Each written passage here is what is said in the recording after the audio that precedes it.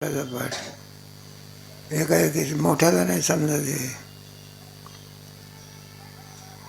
संस्कार कुठे आहेत धीरे धीरे होतात, एकाने होत नाही, समजत नाही. समजायला काय कठीण आहे काय. मग धीरे धीरे जसे जसे तरंग होईल तसंच मग समजायला लागते.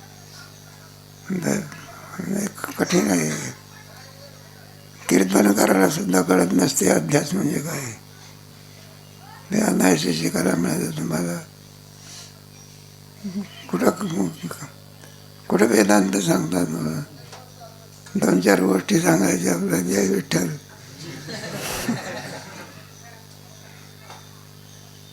चांगलं आहे ना. खरंच नाही. इथं हे पोरं जातात ना कुठे ऋषिकेशला, ते पोरं म्हणता येतं आमचं झालेलंच आहे. शिकण्याच्या अगोदरच काय म्हणतात इथून तयार झालेलं असते ना. थोडं चिंतन करायचं, म्हटलं चांगलं आहे. गेल्या वर्षी अनुवाद करायचे ना, आम्ही करून घ्यायचा ना दरवर्षी. काय चाललं आहे आपलं आता. आपण कार्याध्यासाची सिद्धी केली, पुढे आता कशाची सिद्धी करायची. कर्माने मोक्ष होत नाही ही सिद्धी. ते कर्माचे प्रकार सांगायचे. नित्य नैमित्तिक, पुढे नित्य नैमित्तिक कर्म जर केलं नाही तर काय होते. केलं तर मग मोक्षाने काय करायचं. नित्य नैमित्तिक कर्म करायचं. काम्य आणि निषिद्ध कर्म करू नये. काम्य कर्म केलं तर लोकांतराची काय होईल. निषिद्ध कर्म केलं तर नरकाची काय होईल प्राप्ती होईल. नरक सुद्धा सांगितलेलं आहे गीतेमध्ये सुद्धा आहे. 16व्या अध्यायामध्ये त्याचा विचार आहे. यावेळेला निषिद्ध कर्म करायला आनंद वाटतो, पण नरक भोगायच्या वेळेला चोरी करणाऱ्या माणसाला चोरी करते वेळी काय वाटतं. साधली तर आनंद वाटते. म्हटलं नाही का. अर्ध्या तासामध्ये 5,000ची नोट मिळाली, पाकिट मिळालं, आनंद होतो. भोगाच्या वेळेला नरक आहे याची वाट काय. काय पशुपक्ष्याचे देव मिळते. खंती दे न करा, फलं वाईट आहे ना. प्रारंभ गोड वाटतो, पुढे तानान दूषित क्रूरान संसारेषु. निषिद्ध कर्म करू नये. पैसा जरी मिळवायचा झाला असला तरी मार्ग कोणता पाहिजे. जोडून या धन. चोरीचा निषेध केलेला आहे ना. काय आपलं चाललं होतं. निषिद्ध कर्म केलं तर पापाधिकाची, केलं नाही तर पापाधिकाची काय होणार नाही. निषिद्ध कर्म केलं तर नरक मिळेल ना. म्हणून मग मोक्षाने काय करायचं. बरं काम्य कर्म करू नये. का करू नये. लोकांतराची काय. लोकांतरामध्ये काय मोक्ष आहे का तिथे. भोग आहे फक्त. काय भोग म्हणजे काय.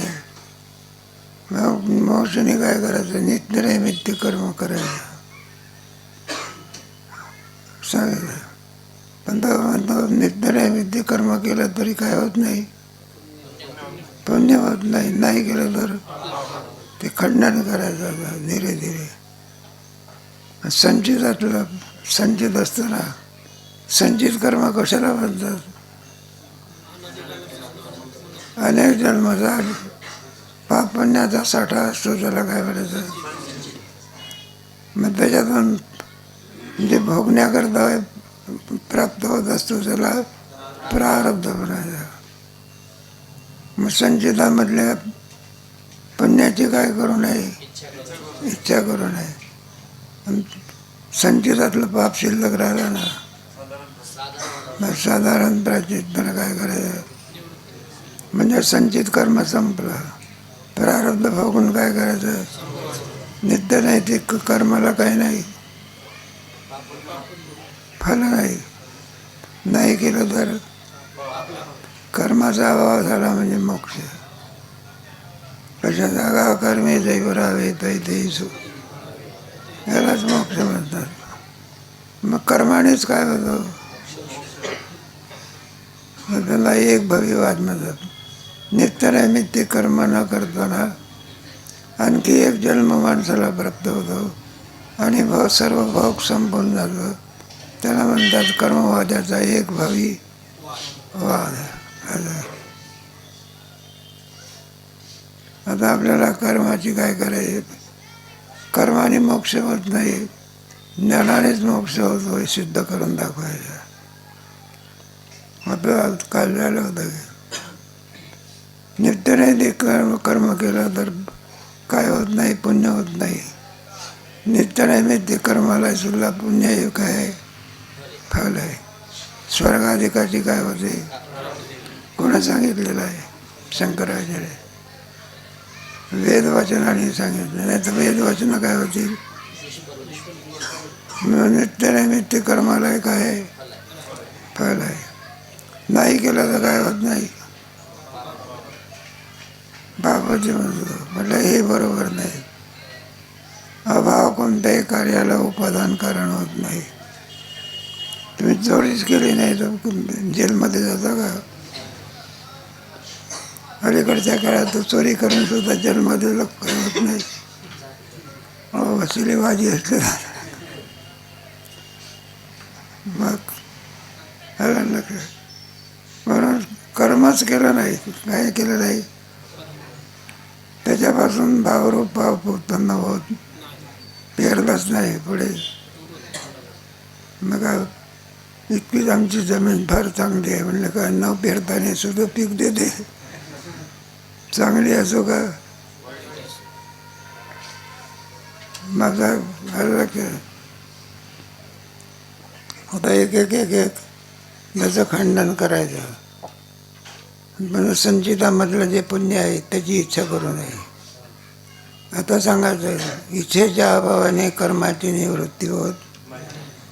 मग त्या कर्मापासून जसे संस्कार असेल त्याप्रमाणे शुभकर्म करण्याची वासना, अशुभ कर्म करण्याची वासना होते. मागच्या जन्मामध्ये ज्यांनी चोऱ्यात केल्या असेल तर या जन्मामध्ये त्याला कोणती भावना होती? बारकं शिक्षण सोडून पाठाला जायचं.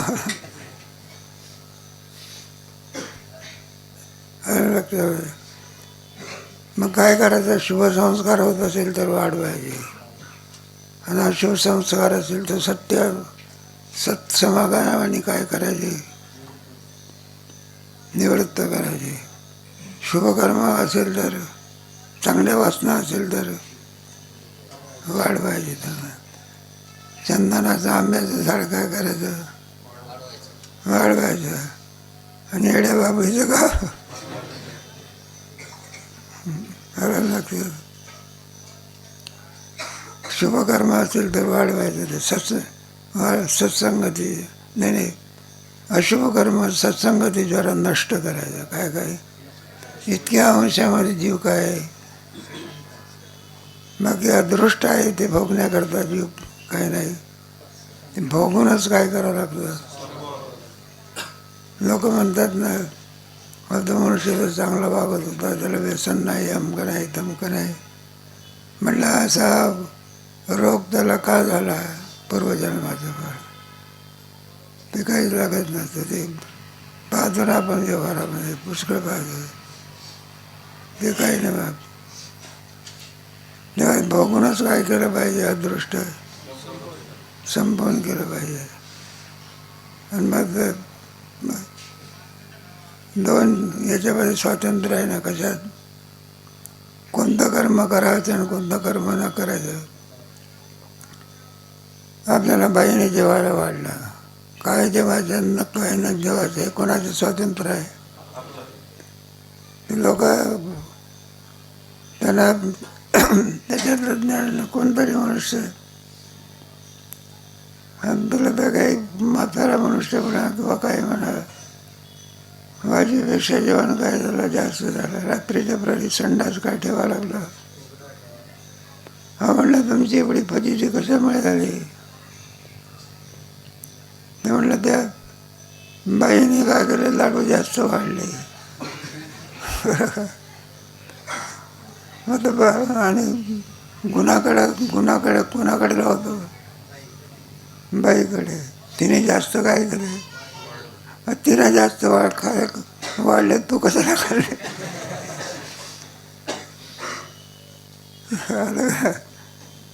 तेव्हा कशा करता सांगितलं तुम्हाला, फल दिल्याशिवाय राहत नाही. मग ते कोणी असू द्या, तात्पर्य पूर्वपक्षाचं कर्माने खंडन करायचं. पहिलं खंडन कोणतं, नित्य कर्माला काय नाही केलं तर पाप होत नाही. दुसरा भाग कोणता, जर संचितामध्ये पापाने काय पण पुण्य आहे ना, ते मग ते केवळ पापाने पुण्य भोगूनच काय करावं लागतं. जसं ज्याचं कर्म असेल त्या कर्माप्रमाणे त्याला वासना होते. आणि त्या वासनेनुरूप त्याला फलं प्राप्त होत असतात. सत्कर्म झालं असेल तर कोणती वासना होते, काय का नाही. आणि चोरी केली असेल तर ती वासनाच आहे बघा. मग काय करायचं, सद्वासना काय करायची, निषिद्ध वासना कशा नष्ट करायचं. सत्शास्त्र, संतांची संगती बरोबर तिला नाही, कारण पुढे फलं भोगावे लागेल. काय करावे, आज नाही पण उद्या ते फलं भोगल्याशिवाय. इथं सुद्धा सरकार शासन करते ना.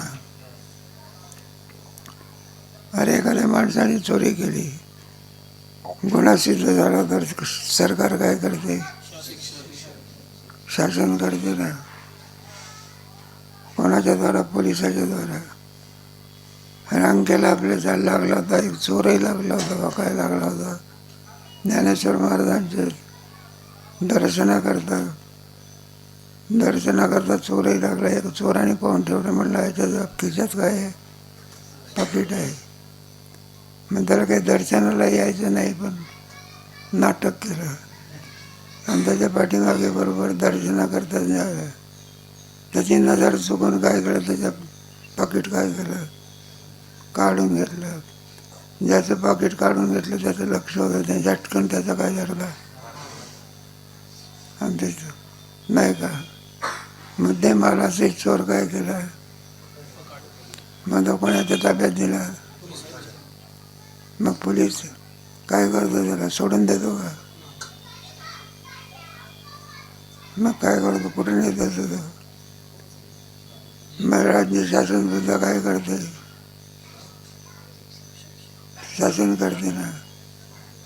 तसं ईश्वर कोर्टामध्ये ईश्वरी सुद्धा सोडून देतो का.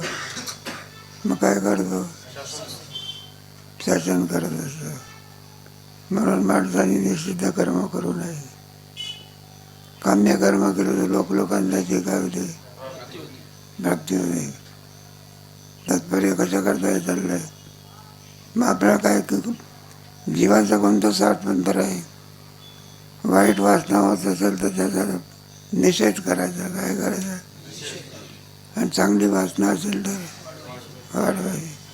इतक्या अंशामध्ये पुरुष प्रयत्न काय सफल आहे. भोगाच्या बाबतीमध्ये अदृष्ट काय केलं पाहिजे, भोगूनच संपवलं पाहिजे. माझा इथपर्यंत आला. शुभ वासनेपासून किंवा अशुभ वासनेपासून शुभ किंवा अशुभ कर्माची ठिकाणी प्रवृत्ती आणि धर्म अधर्मापासून सुखदुःखाचा भोग होतो. तर शुभ वासना असेल तिला काय करायचं, वाढवायची. आणि तर अशुभ वासना असेल तर अशुभ वासना निवृत्ती करायची. काय करायची, कोणाच्या द्वारा सत्संग, सत्य शास्त्र श्रवण, याच्यापासून बरेचसे पोरं येतात, तुम्हाला माहीत नाही बघा, ते 200-400 पोरं येतात इथं. ते काय सगळे काय मुमुक्ष होऊन आलेले आहे काय? ते स्वतः सांगते. आता बरेच वर्ष म्हटलं बाबा मी अट्टल चोर होतो, समस्या झाल्यामुळे तर मी लोकांना सांगतो चोरी करू नका. हे सगळे प्रकार असतात.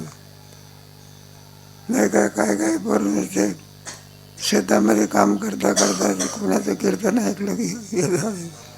संस्कार कसे असतात. नाही ते म्हणजे काळाची व्यंकटी तया सत्कर्मी. मग त्याला सांगावं लागतं ते काय काय सांगावं लागते. संहिता सांगावी लागते. चोरी करायचं, दारू प्यायची नाही बा, निषेध सांगायचा. आणि पुन्हा काय सांगावं लागते, विधी. पंढरपूरची काय केली पाहिजे, डोक्यावर केस ठेवले पाहिजे का, हे संहिता आहे ना. आणि ते डोक्यावरचे केस काढते, ते केस काढणाऱ्याला फार दुःख होतं. पण आपल्या ह्याच्यामध्ये आहे ना, वारकऱ्यामध्ये संहिता आहे ना. कशात? हा इथून सुटल्यावरती काय करायचं काय. पण जोपर्यंत संस्थेत नाव आहे तोपर्यंत संस्थेच्या नियमाप्रमाणे काय झालं पाहिजे, वागलं पाहिजे. मी तुम्हाला पाहिजे एक गोष्ट, ते जुन्या याच्यामध्ये इथं संस्था असायची, इथं संडास असायची. ते संडास साफ करण्याची पाळी यायची. प्रत्येकाच्या पाळ्या नेमलेल्या असायच्या. मग ज्याची पाळी असेल त्याने संडास काय करायचे, साफ करायचे. एक श्रीमंताचा मुलगा होता, कोणाचा, आणि तो मग मारुती भाऊला म्हणायला लागला, म्हटलं बाबा माझ्या घरी कामगार लोक आहे. काय ते म्हटलं घरचे सगळे कामं करत असतात आणि मला म्हटलं हे संडास साफ करण्याकरता लावता का तुम्ही. ते मारुती भावाने सांगितलं, म्हटलं बा करायचे आहे का तुला, नाही करायचं असेल तर आताच्या आता बळकटी काय करायची, चावलं. मला इथं शासन आहे, आम्ही सांगितलेलं ते काम काय केलं पाहिजे. तिथं गरीब असो का श्रीमंत असो का शिकलेला असो का, आम्ही जे काम सांगू ते काम काय केलं पाहिजे. नाही करायचं का उठ चालू राहा, शिस्त होती बस बरकर. म्हणून ते संस्था 100 वर्ष टिकली. नाही तर काय झालेलं असते. ते काही नाही बा, जाऊ दे आपलं. विचार सागर राहिला आणि बोलतो सांगा कसा. त्यात अशुभ वासनांकुर असेल तर त्याचा सत्संगदादी उपायाने नाश होईल आणि शुभ वासना अंकुर असेल तर तो दृढ होईल. शुभ वासना असेल तर वाढवायची सत्संगतीच्या द्वारा. अशुभ वासना असेल तर काय करायचे, नष्ट करायचे पुढे. म्हणून पुरुषाच्या इच्छेने आणि साधन सामुग्रीने दृष्ट प्रवृत्तींचा हेतू जी दुष्ट वासना तिचा नाश होतो. हे बा सत्संगतीच्या द्वारा, सत्शास्त्र श्रवणाच्या द्वारा, नाही का. म्हणलं तो ज्ञानेश्वर महाराज म्हटलंय ना, तया सत्कर्मी राहती. एकाएकी साधक तयार होत असतो का, पहिले संस्कार द्यावे लागतात. नाही चांगले मार्ग असतात. एक जण होता बघा दर्शनाला, म्हटलं माळ घालून दर्शनाला जावं कुठे, आपली माळ असते ना. म्हणले बाबा माळ घातली तर म्हणलं मग मांस खाता येत नाही, काय खाता येत नाही. आणि म्हटलं ते तर आमच्या आवडीचं काय खाणं. नाही तर मग माळ घातलेली आहे, मांस खातो कसा, मांस खात असेल तर मग इथलं दंड कसं. माळ घातली ना नाही तर पोरगा मांस खाईल का. मग संहिता आहे काय आहे काय. नाही तर लोक काय म्हणतील, का वारकरी आहे आणि तुम्ही चोऱ्या करता. मग आम्ही सांगतो चोरी करणारा वारकरी कसा ना वारकरी असेल तो चोरी दंड संहिता पाळायला लागते. काय करावं लागते नाही. शाळेमध्ये नसते बा संहिता. कुठे हे कॉलेज म्हणा किंवा शाळा म्हणा याच्यात काय नाही. फक्त शिक्षण आहे त्याच्यात. तिकडे तर म्हटलं जसं वागायचं असलं आमची काय करणे. शाळा सुटली म्हणजे मांस खा का तिकडे आणखी काय करा. म्हणजे संस्था इतर शाळेपेक्षा आणि संस्थेपेक्षा विशेष आहे. काय इतर शाळेमध्ये काय नाही.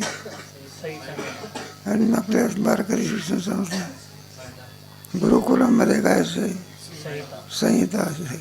जाऊ द्या पुढे वाचा. यावरून तितक्या अंशामध्ये पुरुष प्रयत्न सफल आहे, परंतु भोग देण्यास बलवत्तर हेतू जे धर्म अधर्मरूप अदृष्ट त्याची फलभोगा वाचून कर्माचरणाने किंवा इच्छेच्या अभावाने निवृत्ती होणार नाही. नाही पहा ते काय नाही. अदृष्ट भोगूनच काय करावं लागते. निषिद्ध कर्मापासून पाप होत असते आणि पापही काय करावं लागते. रोगाची आरोपी येते नाना प्रकारचे पापे. रोग होतो हे कोणाचं फल आहे. पापाचं फळ आहे. माना अथवा ते काही नसतं. ते पाप हे काय केलं पाहिजे भोगून असं. इथं नाही भोग झाला तर कोणत्याही जन्मामध्ये आहे. हे जे मनुष्य खेरीज करून ज्या योनी आहे ना हे सगळी पापाच्या योनी आहे. का कशाच्या योनी आहे. खंडीत हे न करा. गाढवाच्या योनीत गेलं तर काय असते वाळूच पोतं ठेवते. नुसतंच पोतं ठेवते का त्याच्यावर बसतो तो. आणि ते त्याला एक खाण पडलेलं असते बा ते असं. आणि काही चारत असेल तर काम करून देतो आणि गाढवाला सोडून देतो.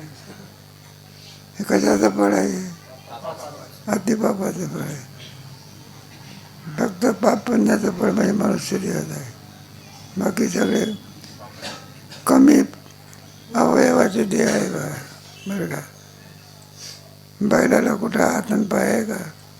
फक्त काय तुमच्यासारखं खाता ते कसं तोंडानेच खावं लागतं आहे का. त्यांना काय घर बांधून देते का कोणी. त्याला काय सगळे जे एकदा जीव ठेवलं की 12 महिने हे सगळे पाप भरून द्यावं लागतं. मग सरपाला तर पायच नाही का. ते उन्हाच्या वेळात म्हणतो उन्हाच्या वेळात निघत नाही तो बिळात राहतो. आणि चुकून इथे होतं पाहिजे. ते आता नवीन एक भिंत होती बा. आता चांगलं हे झालेलं आहे. त्या भिंतीच्या बिळात काय होतं तिथल्या पोराईनं काय केलं अलीकडे पेटवलं. आणि पेटवल्यामुळे तो साप त्याला आस लागली असेल.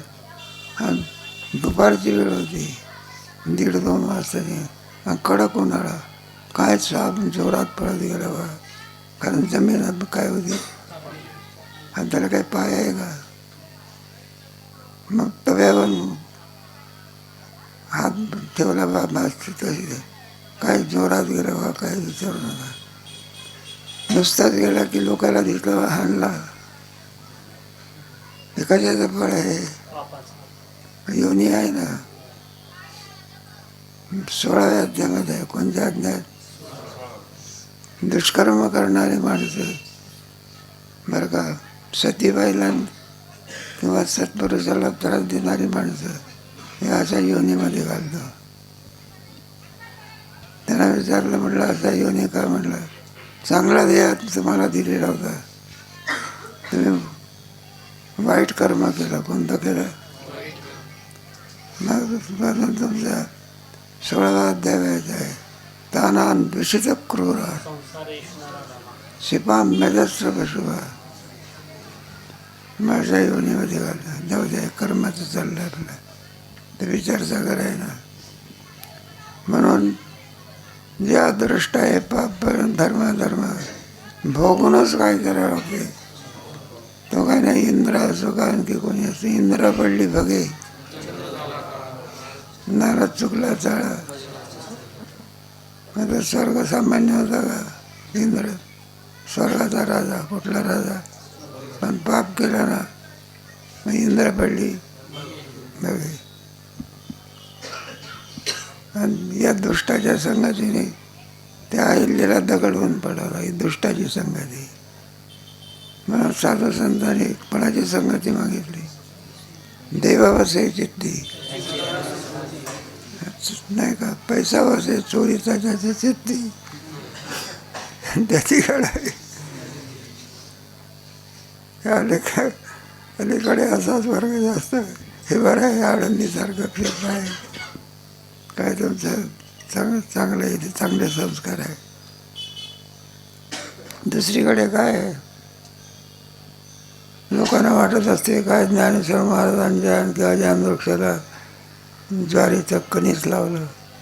लोकांना वाटते काय चांगलं आहे. ते कणीस कसे करता लावलेलं असते? दुसऱ्याच्या शेतातले म्हणून आपल्यावर पाप लागू नये म्हणून.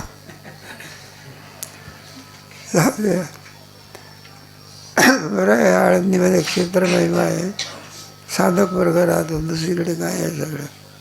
चला पुढे. म्हणून प्रारब्धातील शुभ अशुभ कर्मामध्ये प्रवृत्ती उत्पन्न करणारा संस्कार हा जो एक अंश आहे, तितक्या अंशात पुरुष प्रयत्न सफल आहे. इतक्या अंशामध्ये भोगाच्या बाबतीमध्ये भोगूनच काय करावं लागते. मग कोणत्या अंशामध्ये आणखी जो आहे, हे भाई एखादा आपल्या जेवायला करता गेलो आपण, मग ताटातलं अन्न आहे. खाण्याच्या बाबतीत आपण स्वतंत्र आहोत. कशाच्या बाबतीत? काय खावं काय खाऊ नये इतक्या बाबतीत काय आहे नाही. इतकं स्वातंत्र्य आहे आपलं. आपल्याला किती पचते, किती खायचं, या बाबतीमध्ये काय आहे. एखादा अडाणी मनुष्य आणखी बाईवर दोष देतो, तिने जास्त वाढलं, तू कशाला खाल्लं? आता बाई भोगत असते का तू भोगत असते? जाऊ दे पुढे. आणि धर्म अधर्मरूप दुसऱ्या अंशात पुरुष प्रयत्न व्यर्थ आहे. तो ते काय नाही, तुझे भोगूनच संपवावं लागतं.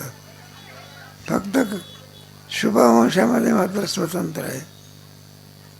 चांगली वासना असेल वाढवावी, काय करायची पुढे. तो प्रारब्ध अंशच बलवान आहे, त्याची भोगानेच निवृत्ती होते. प्रारब्धाचा अंश बलवान आहे ना, भोगूनच काय करावं लागतं, संपवावं लागतं. ते काही नाही पापाची. हे जे दिसतं ना आपल्याला व्यवहारामध्ये समपण आहे का विषमपण आहे. एकाच बाईचे 4 पोरं असते, सारखेपण आहे का? एक श्रीमंत होतो तर एक पाणी भरत बसतो. पापाचं काय फळ आहे फळे. प्रारब्धाच्या या 2 अंशाचे ज्यास यथार्थ ज्ञान नसते, असे पुरुष आपापल्या अनुभवानुसार प्रारब्ध बलवान किंवा प्रयत्न बलवान असा निश्चय करून परस्परात वाद करीत असतात. सांगितलं व्यवहारातले लोक वाद करतात. प्रारब्ध बलवान का तुमचं कर्म बलवान? मग प्रारब्ध काय आहे? बलवान आहे. तुमची इच्छा असो बळे असो, या प्रकाराने अज्ञानी जीवास फलभोगा वाचून कर्मनिवृत्ती संभवत नाही. हे बघ, अज्ञानी जीवाला कर्माची निवृत्ती संभवत नाही. शेवटी भोगूनच काय करावं लागतं पुढे. भोगा वाचून कर्माची निवृत्ती ज्ञानास मात्र संभवते. ज्ञानी पुरुषाला संभव, कारण त्याच्याकडे ज्ञान आहे. अविद्या कल्पित आहे. हे सगळे करता कर्म फल वगैरे हे अविद्येची फल आहे. ज्ञानी पुरुषाला ज्ञान असल्यामुळे ती अविद्या नष्ट झालेली आहे. म्हणून तत्ववेत्याला मात्र काय फलभोगा वाचून काय त्याची निवृत्ती आहे. पण तत्ववेत्ता पुरुष त्याला मात्र भोगण्याची आवश्यकता आहे. आणि अज्ञानी माणसाला काय केलं पाहिजे? भोगूनच संपवावं लागतं पुढे. कारण कर्ता कर्म आणि त्याचे फल ही सत्य नसून अविद्येमुळे आत्मस्वरूपाचे ठिकाणी कल्पित आहे. आमचं वेदांत शास्त्र जगातच कल्पित आहे, ते सुद्धा काय कल्पित नाही का? वेदांतामध्ये सगळं जगात सत्य नसून काय आहे? मग तसे कर्ता कर्म आणि त्याचं फल हे सुद्धा कसं आहे? म्हणजे कोणाला आहे हे तुमच्या तत्ववेत्ता पुरुषाला. अज्ञानी वेगळा आणि तत्ववेत्ता पुरुष वेगळा. तो नित्यानंदामध्ये निमग्न झालेला असतो. तुम्हाला गीतेमध्ये स्थितप्रज्ञाची लक्षणं आहे ना, त्या लक्षणामध्ये व्हायचं काय? प्रजाती यदा कामा सर्वान आत्मने एव आत्मना तुष्ट. तो तत्वज्ञ पुरुष आहे. पुढे त्या अविद्येचे ज्ञान विरोधी आहे, म्हणून अविद्याकल्पे कर्माधिक त्यांचा ज्ञानानेच नाश होतो किंवा बाध होतो. म्हणून बंधाचा नाश कशाने होतो? ज्ञानानेच होत असतो. काय कल्पित आहे ना, त्याचा नाश ज्ञानाचा. दोरीवरचा सर्प काठीने मारावा लागतो का दोरीच्या ज्ञानाने? मग तसा आहे बंध दोरीच्या ज्ञानाने काय होतं? म्हणजे स्वरूपाच्या ज्ञानाने काय होतं? तो नष्ट होतो. पुढे जसे स्वप्नामध्ये निद्रेमुळे जे पदार्थ प्रतीत होतात त्यांचा जागृतीत निद्रेच्या निवृत्तीनेच अभाव होतो आणि मृगजलाचा बाध होतो. स्वप्नामध्ये स्वप्नातल्या ह्याला क्रिया करावी लागत असते का?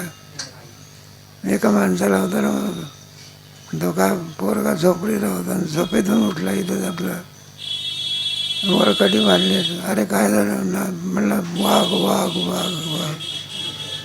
कोणत्या अवस्थेत म्हणतो? आता उडी टाकणार तो. मग धरून ठेवलं. अरे काय झालं ना? म्हटलं वाघ वाघ वाघ. मग त्याला मारण्याकरता काय काठी द्यायची का? मारण्याकरता काठी द्यायची का? मग काय करायचं?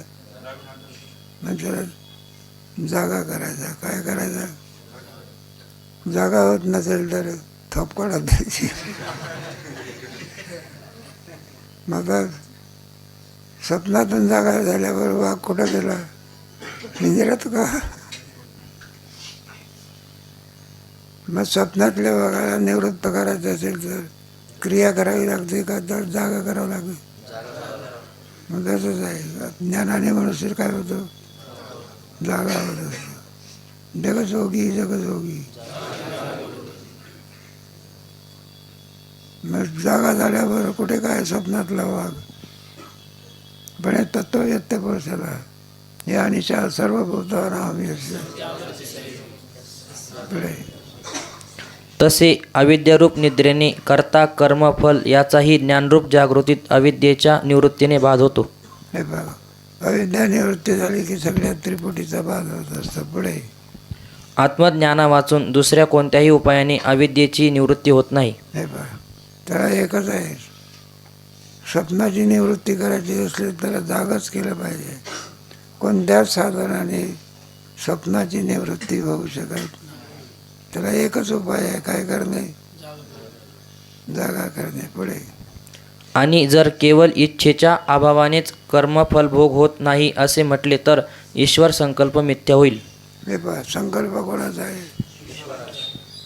शासनाचा संकल्प असतो ना.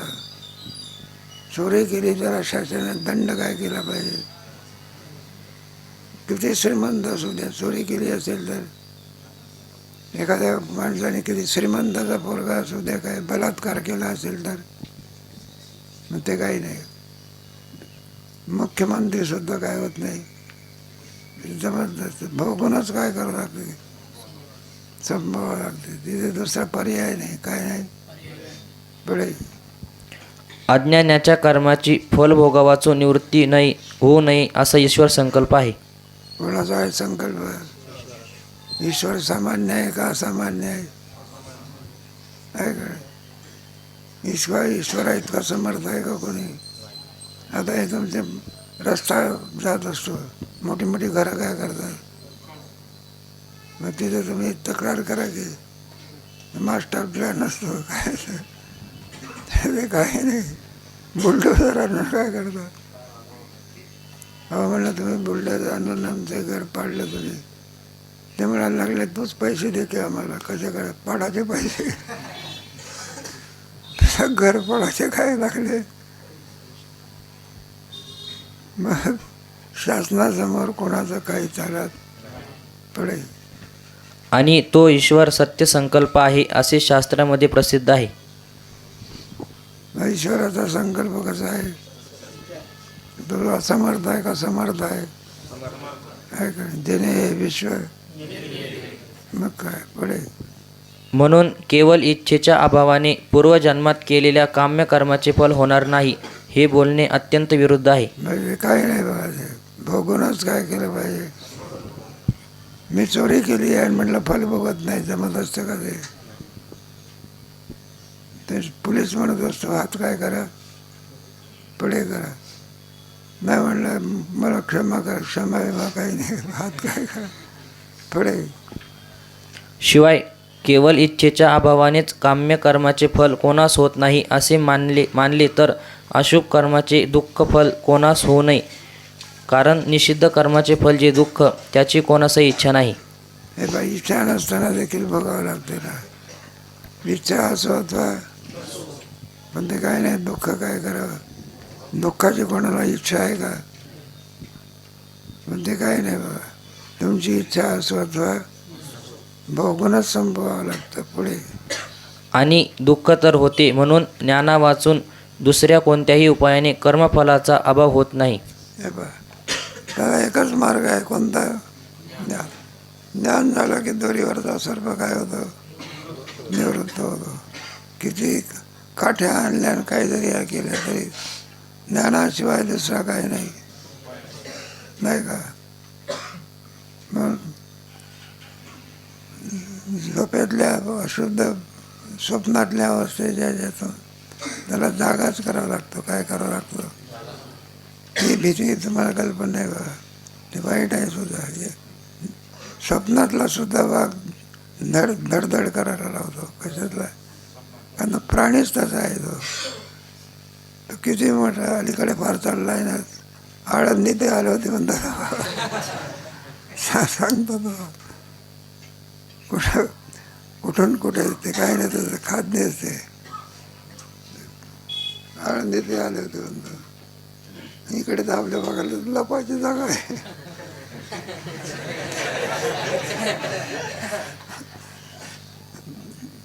नाही, तो काय आहे, दिसो अथवा न दिसो, पण दिसण्याच्या पूर्वी सुद्धा दुःख देत असतो तो.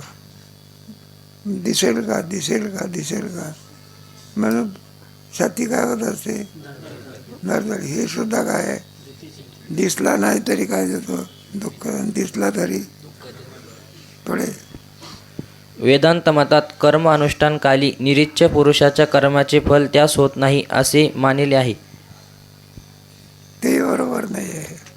निरीच्छ पुरुष असला तरी सुद्धा काय होते, कर्माचं फल भोगावंच लागते. वाचा. त्याप्रमाणे कर्म अनुष्ठानानंतरही पुरुषाची इच्छा निवृत्त झाली तर कर्माचे फल होत नाही असे वेदांत रहस्य न जाणता पूर्वपक्षीचे म्हणणे आहे. बरं म्हटलं वेदांत रहस्य, त्याला सांगायचं काही वेदांतातले ग्रंथ वाचत जा बरं का, असे म्हणजे नाही का, आपल्या मनाने कोणताही निर्णय करू नये. शास्त्र काय सांगते, काय काय लोक आहे ना आपल्या मनानेच ओव्या तयार करतात. कीर्तनी म्हणतात, शहाणा म्हणतो का ही ओवी कुठली आहे ना, म्हणलं मला मनातली आहे. तुझ्या मनातलं ऐकायला बसलो का, मग कोणाचं ऐकायला बसलो? म्हणून ते तुमचे काय नाही भावगीतं वगैरे ऐकत नसतात वारकरी लोक. सिनेमातली गाणी चालते का कीर्तना? सिनेमातली गाणी चालते का कीर्तना? मग कुठलं ज्ञानेश्वरी गाथा हे चालत असते. वारकरी कुठं ऐकून घेत असतो का? पुढे. कारण कर्म फल इच्छे सहित हो अगर फल इच्छे रहित हो, कर्म आपल्या फलाचा भोग निश्चित देणारच. कारण कर्म फल इच्छे सहित हो अगर फल इच्छे रहित हो, कर्म आपल्या फलाचा भोग निश्चित देणारच. की तुमची इच्छा असत व्हाय. जाणून बसून जरी पाय पडला, न सांगताना अग्नीवर पाय पडला तरी भाजल्याशिवाय, बरं जाणून जरी ठेवला तरी भाजल्याशिवाय, म्हणजे कर्मफल दिल्याशिवाय, कोणी असो किती मोठा असो त्याचं कर्म त्याला काय करावं लागते, भोगावंच लागते. मी मला वाटून घेतो ते जमत नसतं, ते ज्याचं त्याला वाटेल. ते काय संपत्ती आहे का वाटून घ्यायला. एकाच बाईची पोरं असते, एकाला डायबिटीस आहे आणि एक रोगी असतो, ते काय असतो बडे. फरक इतकाच की इच्छारहित कर्म करणारास अंतःकरण शुद्धीरूप फल होते. फरक कोणता आहे? जर तुम्ही निष्काम कर्म केलं तर चित्ताची काय होते, शुद्धी होते पुढे. आणि इच्छेसहित कर्म करणारास केवळ स्वर्गादी भोग हेच फल मिळते. इच्छेरहित कर्म करणारा चित्तशुद्धीच आहे. आणि इच्छेसहित कर्म करायचं तर सकाम कर्म, दोन प्रकार असतात. एक निष्काम कर्म आणि एक कोणतं. आपल्याला मिळतं की ज्ञानेश्वर महाराजाची वारी असते, त्याच्यामध्ये दोन्ही प्रकार मिळते. दोन्ही प्रकार कोणते? निष्काम वारी करणारा आणि सकाम. एखाद्याला विचारलं, म्हटलं का तुम्ही आता वारी सोडून दिली, काय येत नाही? म्हणलं आहे पा, कोर्टामध्ये आमच्या चांगला निकाल लावा म्हणून काय करत होतो, पण मला चांगला निकालच लागत नाही, तर म्हटलं काय करायचं, वारीचा सकाम होता, याला काय म्हणायचं. आणि निष्काम होता म्हणजे वारी करणं हे आमचं काय कर्तव्य आहे, ते काही नाही. फल मिळो का, मला दोन कर्माचे, एक सकाम कर्म करणारा, दुसरा पुढे. कर्माने अंतःकरण शुद्ध होऊन श्रवणाधिकाने अपरोक्ष ज्ञान झाले तर त्यास कर्माचे फल होत नाही. चित्तशुद्धी झाल्यानंतर कर्माचं फल एवढंच आहे का? निष्काम कर्माचं फल. चित्तशुद्धी आहे त्याचं काय फल आहे. मोक्ष हे कर्माचं काही नाही, ज्ञानाचं फल आहे. ते कशाचं? कर्माने मात्र काय होत असते, चित्तशुद्धी होत असते. आणि चित्तशुद्धी ही तुम्हाला नाही का पहिल्या तरंगात दिला ना, पापाच्या वासना नष्ट करते. कशाच्या? तुम्हाला काय करायचं? तुम्हाला पाप जर नाहीसं करायचं असेल तर पहिल्या तरंगात काय सांगितलं? निष्काम कर्म. पापाची काय करते? निवृत्ती करते. आणि उपासना चंचलतेची काय. मग चित्त शुद्ध झाला म्हणजे म्हटलं मोक्षाचा काय होतो पुढे.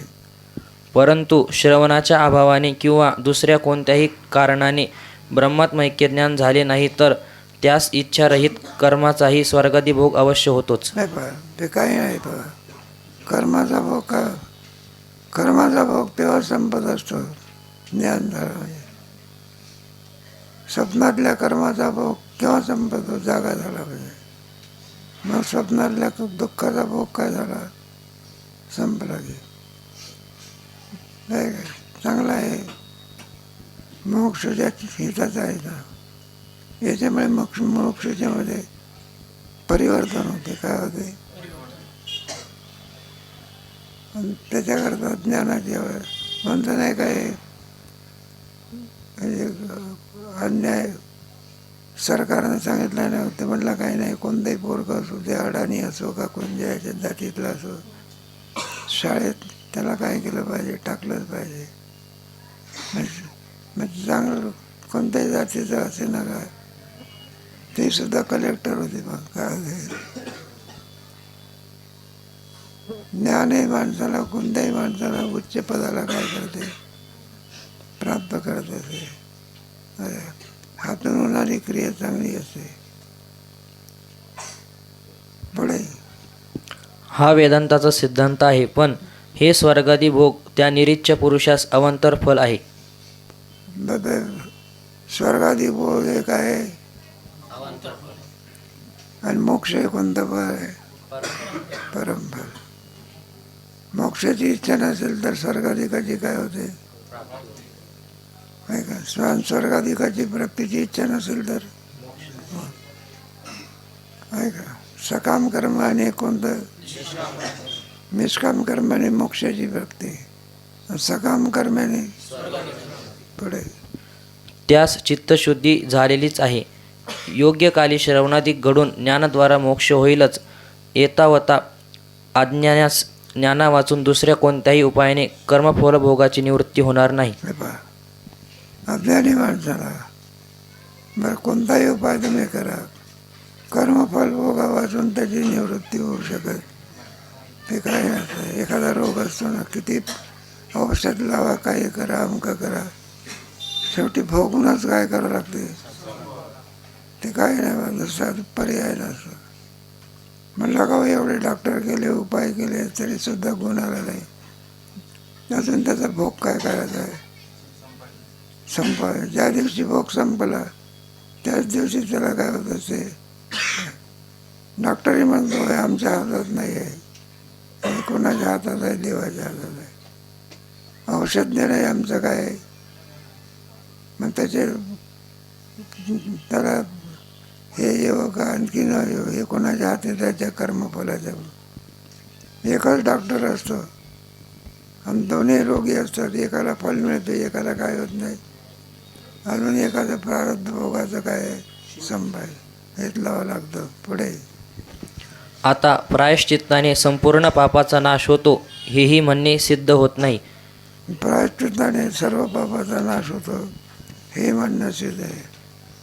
कारण अनंत जन्माचा, अनंत कल्पाचं काय असते, पाप असते. एका दिवसाचा आहे का अनंत जन्माचं आहे.